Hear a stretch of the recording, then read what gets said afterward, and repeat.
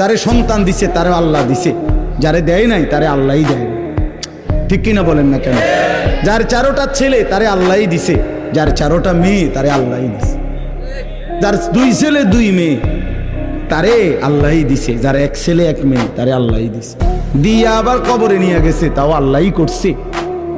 তো একই ঘরে আমার আপন 2 ভাগ্নি আছে, জমজ একটা আপন ভাগ্নি, একজনের বাচ্চা কাচ্চা 2 জন, আরেকজনের 1 জন।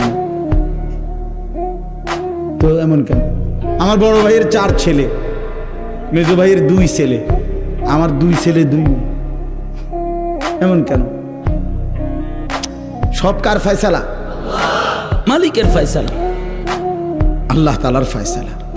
এজন্য আল্লাহকে না হারানো, আল্লাহকে না হারানো। ওয়াল্লাযীনা আমানু আশাদ্দু হুব্বাল লিল্লাহ। আল্লাহ তাআলা বলেন, বান্দা শোনো, যারা মুমিন, যারা